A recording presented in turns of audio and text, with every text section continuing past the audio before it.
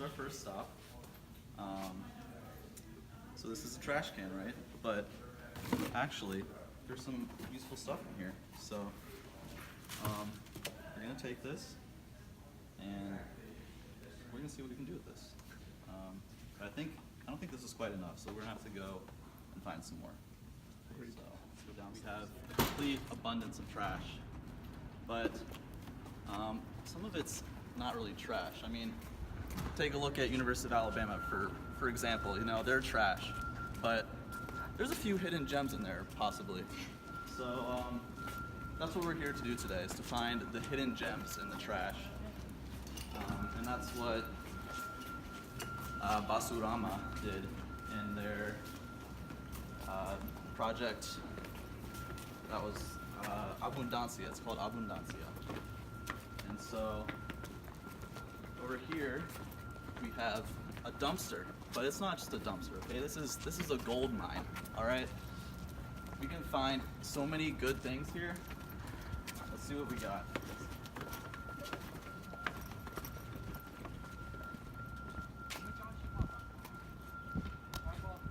So this one's cardboard only. So conveniently,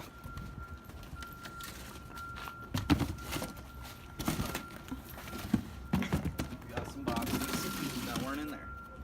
So now we can just like put them together, right?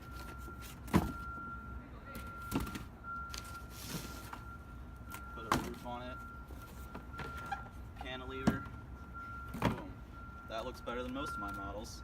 So that's basically what Basurama did, is they used cardboard boxes, they repurposed them, they painted them and gussied them up to make them nice and stuff, and then they put them inside buildings to try and make it interior design a little better and just give it a little color and stuff like that. Exactly. And a lot of the project, they kind of refurbished the buildings, so they wanted to still keep the integrity of them. So they had originally two separate structures, and they kind of wanted to connect them, so they used a ramp to do so, but they also wanted to avoid the lavish pine tree forest that they're in, as we are too, obviously. So many pine trees, gorgeous. So you can kind of see the same idea of having them spaced out. They kind of create a connection between the exterior and the interior of the buildings. They all kind of face out, and while it's not the main public area, we do have like dog days out here where you can kind of see out, and also having the amphitheater within the forest kind of allows more of that exterior space that's integrated while it's still being related to the interiors. All of the buildings kind of face in, so it's not kind of, everybody walks through here. You can see people walking through, driving through, so it's a very open space. But a lot of the time, you know, it's not like people are just avoiding this space. You actually see it being used, and you can see people out here hanging out, having lunch when it's a nice day. So it's more of a utilized space, as in the same with the hockey complex that they use. They really wanted to have both an interior and exterior space, which was also accomplished with the Graves Amphitheater.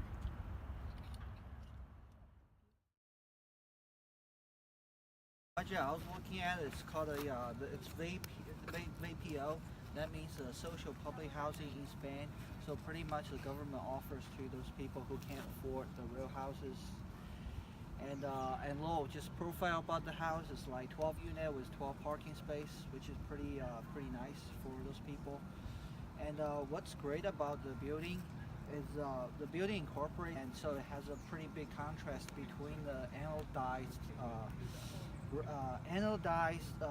the matte silver color of the aluminum profile window versus the skin of the block.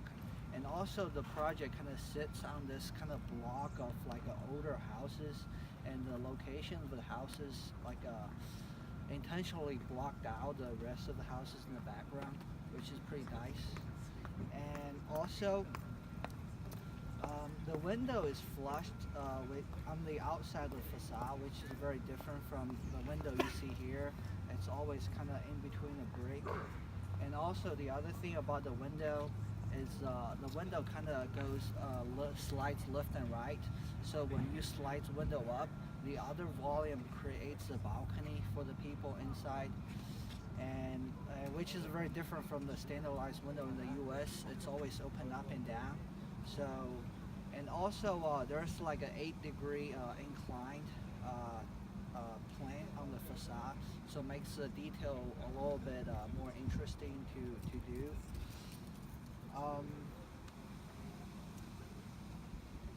And as far as the circulation go, the circulation is sort of tucked in the back, and you see the two kind of staircases going up with the aluminum kind of profile, which is another contrast between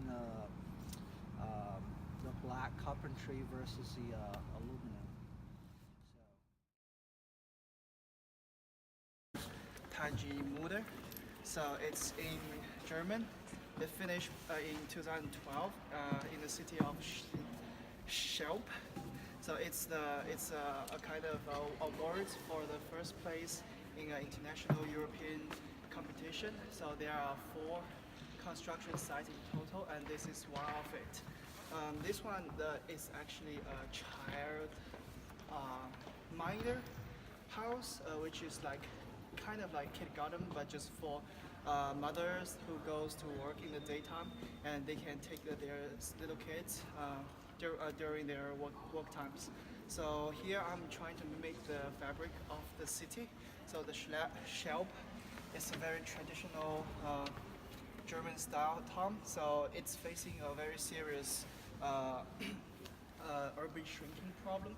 So the architects wants to insert some small programs to make the reactivate the town. So the parts actually did is from here to here.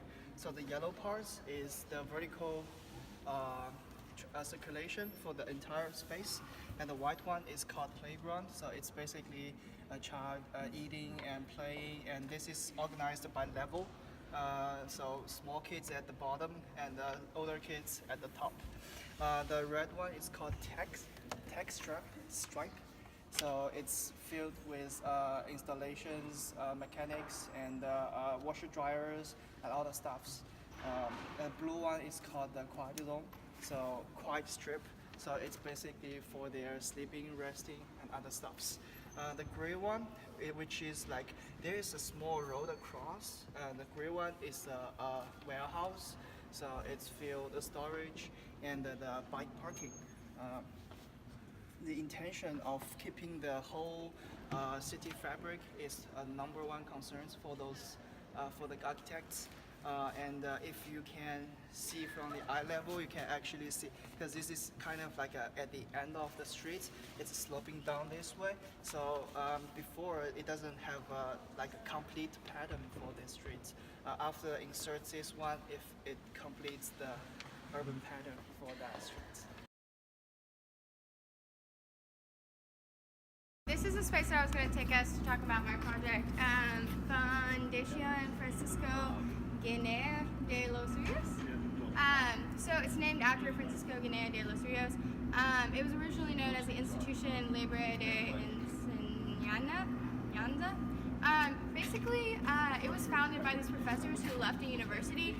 They wanted to rethink the educational system that was in place, and was the subject, the university, the foundation, was the subject of a lot of oppression during the different rulers and things like that.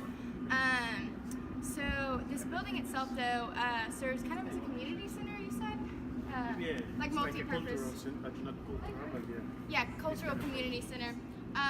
The rehabilitation and expansion of the foundation began in 2003 when Cristina Diaz Moreno and Efrain Garcia Rinda, they won a contest, and so their proposal maintained all the historic buildings, which originally was the House of Guinea and Casillo. So it existed before the institution, and then there's also the McPherson Pavillion. But other than those original complexes, they replaced the rest of the buildings with a series of volumes that are related to each other through the garden. So the garden is like the main focus of the space, and the idea being that the garden is a meeting space that is living and active. So this goes back to the origins of the institution. They believed that people people should like have access or as much access to like outside to the environment around them as possible. The idea is that the garden is year-round and a work in progress, so it isn't like created for one place and one time, rather than it just like works all year round. I don't think that this space actually does a great job of that. I think that this space isn't as living and active, isn't as adaptive to the different times of the year. And then the actual building itself that they redid is really complicated. It's so hard to explain, but it's like a series of metal lattices and also like glass. And it's created so that like it looks like it's connected by the greenery around it, but the buildings are actually independent also. And wherever you look, you're kind of like confused about what's going on, but it looks really cool. The classrooms are multifocal spaces without predominant direction, surrounded by a glass enclosure and flexible hanging systems that allow to intentionally modify their acoustic and lighting conditions in a simple way. Their geometry replicates the system of garden plantings and allows different configurations to be tested, as well with the space as an educational tool. The different sizes and groupings of the rooms, as well as the possibilities of opening the exterior enclosure, allows us to understand the rooms in perfect continuity with the exterior. So basically they want the spaces to be continuous with the exterior. So some of the buildings are enclosed and some of them are not. We came here to Biggin because this is the closest thing we could find to an art exhibit. So I had the Gösta Serlachius Museum, architects by the company of MXSI, and their showcase was they have a lot of Gösta Serlachius's art all around the museum. It's a museum in Finland. They showcase all of the art from the Golden Age in Finland, some of the Finnish pop, and American pop in there. The building has a lot of specific aspects that have to do with wood and spatial connectedness. They wanted it to flow throughout the building, so it's a long building. So as opposed to this, where it would be where you would walk straight in and you would continue to go down a gallery instead of coming in to the left right here. But it's a continuous space that goes all the way down, and then you come out, and we can walk out here. It has a park that they added to it. It's on a small island, and they just recently built a bridge to it. And so the bridge goes out onto the lawn, where there's several trees, a very open space, and they wanted to use it as a large exhibition space for people to come in and then set up their artwork or do outdoor exhibitions with music and other things like that.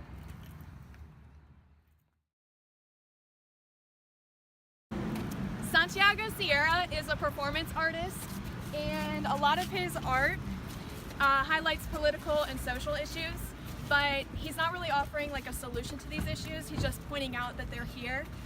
A lot of his pieces involve paying laborers for useless tasks, but it really is to show the power relations that we have over these people.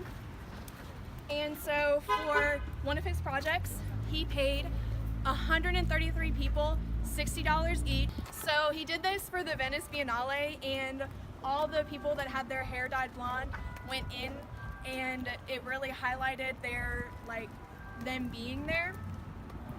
So his work is kind of viewed as like meaningless unless you put it into context.